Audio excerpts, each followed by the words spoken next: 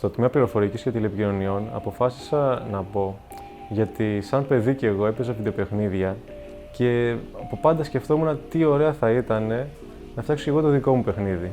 Γενικότερα είχα ασχοληθεί με την εκπαιδευτική ρομποτική στο γυμνάσιο και στο λύκειο και όταν ήρθε η στιγμή και εγώ να αποφασίσω με τι θέλω να ασχοληθώ αργότερα, μ' άρεσε το μάθημα της πληροφορικής, είχα και αυτή την εμπειρία που είχα πιο μικρή και αποφάσισα ότι θα ήταν μια καλή σχολή. Αρχικά ήθελα να μπω η αρχιτεκτονική κάτι που να έχει σχέση με τέχνες. Αλλά δεν πήρα ποτέ σχέδιο και από όλα τα μαθήματα που έπαιρνα στις Πανελλήνιες ήμουν σε φάση τι φαίνεται πιο ενδιαφέρον. Πληροφορική actually έχει ενδιαφέρον, έχει πλάκα να λύνεις προβλήματα, έχει πλάκα να γράφεις κώδικα, ακόμα και αυτό μου ψεύτικο που κάναμε τότε. Και είπα, οκ, ακούγεται καλό. Το τμήμα έχει ένα αρκετά απαιτητικό πρόγραμμα σπουδών, το οποίο είναι κυρίως φορτωμένο με αρκετές εργασίες. Ωστόσο, αντικειμενικά, σε ένα τέτοιο χώρο, στον οποίο χρειάζεται κυρίως πράξη και όχι θεωρία, αυτό είναι πάρα πολύ καλό γιατί μπορείς να αφομοιώσεις ουσιαστικά τις γνώσεις που θα πάρεις μέσα από τις διαλέξεις που θα έχεις παρακολουθήσει στο ενδιάμεσο διάστημα. Το τμήμα μας προσφέρει δύο κατευθύνσεις. Η πρώτη είναι για Computer Science και η δεύτερη Computer Engineering. Κάθε μία έχει από 3 ειδικεύσεις και ο κάθε φοιτητής κάποια στιγμή καλείται να διαλέξει μια κατεύθυνση από τις δύο και άμα θέλει να εμβαθύνει και σε μια ειδίκευση. Υπάρχει από την θεωρητική πληροφορική μέχρι την επεξεργασία σήματος.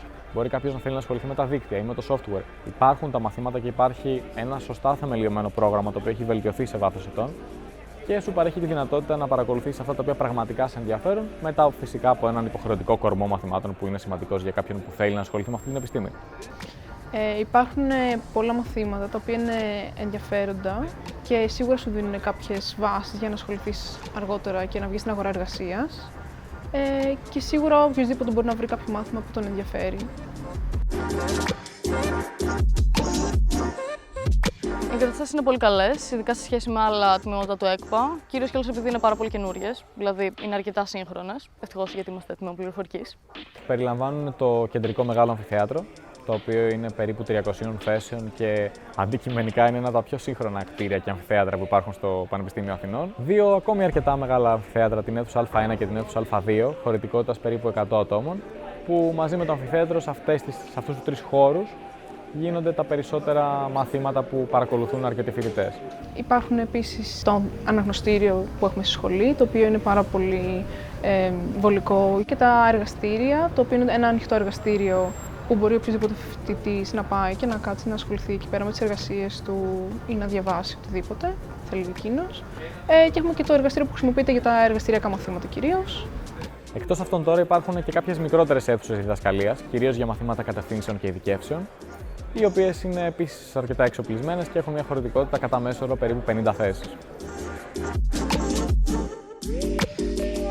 Το τμήμα έχει διάφορα εργαστήρια, είτε υπολογιστών Windows, Linux, είτε εργαστήρια μέσα στα οποία γίνονται ερευνητικά έργα. Τα Linux, όπως λέμε τα εργαστήριά μας τα ελεύθερα, γιατί έχουν λογισμικό Ubuntu, είναι αρκετά βολικά. Είναι βολικά ειδικά γιατί μερικές εργασίες χρειάζεται να γίνονται σε αυτό και να ελέγχονται στα Linux της σχολής. Επομένως, μπορείς να πας εκεί και να το δοκιμάσεις. Τα εργαστήρια Windows, που είναι για τα εργαστηριακά μαθήματα, θέλουν λίγο για δουλειά, τουλάχιστον την τελευταία φορά που τα είδα. Τα παλιά. Τα καινούργια είναι αρκετά καλύτερα. Έχουν αρκετούς υπολογιστές, είναι καλό το λογισμικό, είναι μεγάλη αίθουσα, είναι μια χαρά. Σε κάποια μαθήματα που επέλεξα υπήρχαν εργαστήρια, τα οποία ήταν κυρίως βοηθητικά για τις εργασίες που θα έπρεπε να παραδώσουμε. Όντως, μας βοήθησαν πολύ για την εκπόνηση της εργασίας, διότι μας έμαθαν κάποια εργαλεία τα οποία δεν μπορούσαμε να τα ξέρουμε από πριν, ούτε υπήρχε χρόνος από τον καθηγητή να μας τα δείξει κατά τη διάρκεια της διάλεξης. Πέρα από τα εργαστήρια των υπολογιστών, υπάρχουν και συγκεκριμένα εργαστήρια για εργαστηριακά μαθήματα.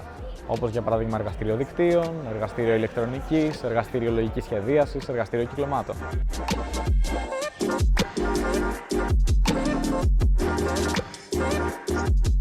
Το αναγνωστήριο του τμήματος είναι πολύ χρήσιμο για έναν φοιτητή ο οποίος θέλει να διαβάσει είτε σε κάποιο κενό που έχει μεταξύ των μαθημάτων, είτε πριν ή μετά από κάποιο μάθημα, να βρεθεί με συμφοιτητές του για να κάνει κάποιες ομαδικές εργασίες, γενικά να είναι σε μια αίθουσα που υπάρχει ησυχία και είναι και με άλλους συμφοιτητές μαζί. Το αναγνωστήριο με την τρέχουσα μορφή που έχει σήμερα είναι αρκετά χρήσιμο γιατί βρίσκεται δίπλα στις αίθουσες των μαθημάτων. Οπότε, σε ένα κενό ή αν μετά τη λήξη ενός μαθήματος θέλεις να πας για να ασχοληθείς με μια ομαδική εργασία, είναι ο ιδανικός χώρος ώστε να μπορέσεις ακριβώς δίπλα από το πανεπιστήμιο να ασχοληθείς με τη μελέτη σου. Ένα σημαντικό πλεονέκτημα της σχολής, το οποίο τα περισσότερα τμήματα τόσο του ΕΚΠΑ όσο και γενικώς δεν έχουν αυτή τη στιγμή, είναι η λειτουργία της τηλεμετάδοσης. Μπορείς σε ζωντανή σύνδεση στα περισσότερα από τα διαθέσιμα μαθήματα να χρησιμοποιήσεις την ιστοσελίδα του Πανεπιστημίου, το δήλος, και να συνδεθείς παρακολουθώντας κανονικά από την άνεση του γραφείου σου το μάθημα από τις κάμερες αρκετά καλής ανάλυσης που υπάρχουν στις περισσότερες αίθουσες του τμήματος. Η πλατφόρμα τηλεμετάδοσης δήλος είναι πολύ βολική νομίζω για τους περισσότερους φοιτητές, καθώς σε περίπτωση που δεν μπορείς για κάποιο λόγο να πας στη σχολή ή είσαι άρρωστος ή έτυχε να ξυπνήσεις μια μέρα λίγο πιο αργά και δεν πρόλαβες να πας, μπορείς να δεις το μάθημα ζωντανά. Και αργότερα, στη δεύτερη φάση, αν θέλεις να δεις το μάθημα είτε γιατί δεν θυμάσαι κάτι πολύ καλά, είτε για να ξαναδιαβάσεις την εξεταστική, το έχω κάνει πολλές φορές, βοηθάει πάρα πολύ να ξαναδείς το μάθημα έτσι όπως έγινε η παράδοση από τον καθηγητή. Και τη live τηλεμετάδοση και την καταγραφή μαθημάτων την έχω χρησιμοποιήσει πάρα πολύ από το πρώτο έτος. Κυρίως μέρες που ήμουν άρρωστη. Επίσης, μέρες που είχα κάποια δουλειά, γιατί δούλευα παράλληλα με τη σχολή όπως και πολλοί άλλοι μαθητές. Και όταν κάνουν κάποιο εργαστήριο σχετικά με κάποια άσκηση ή αν θέλω να ξαναδώ πράγματα στην εξεταστική, είναι πάρα πολύ χρήσιμο γιατί μπορείς να ξανακούσεις το μάθημα, να ξέρεις ακριβώς τι έχουν πει, να ξαναδείς τις εργασίες που έχουν κάνει. Δηλαδή, είναι το καλύτερο διάβασμα που μπορείς να κάνεις, πραγματικά.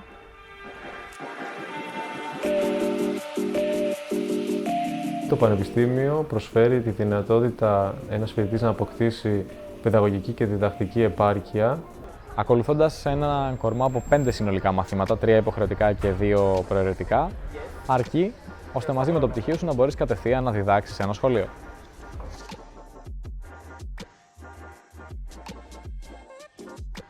Το Πανεπιστήμιο παρέχει πολλές υπηρεσίες, όπως τη μετακίνηση για άτομα με ειδικές ανάγκες για τη διευκόλυνσή τους στα μαθήματα. Ακόμη υπάρχουν και εστίες, οι οποίες μπορούν να στεγάσουν περίπου 1000 άτομα. Έξω από τους χώρους καθαρά του τμήματος, το Πανεπιστήμιο προσφέρει περαιτέρω παροχές, όπως είναι για παράδειγμα το γυμναστήριο, στο οποίο μπορεί να πάει οποιοδήποτε φοιτητής, ή το εστιατόριο, στο οποίο με μία απλή κάρτα σύντησης μπορείς να πας και να παίρνεις σε καθημερινή βάση το γεύμα σου.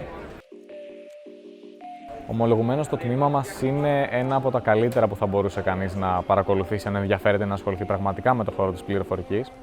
Στο σύνολο της επιστήμης, τόσο της πληροφορικής όσο και των τηλεπικοινωνιών, οι γνώσεις που θα πάρει κανείς από τα μαθήματα του τμήματος θα μπορεί σε κάποια σημεία να μην είναι και οι πιο πρακτικές, αλλά σίγουρα θεμελιώνεις τις γνώσεις που θα χρειαστείς για να βρεις στο μέλλον μια κατάλληλη θέση εργασίας σε ό,τι μπορεί να θέλεις ή ακόμη και να ξεκινήσεις κάτι δικό σου.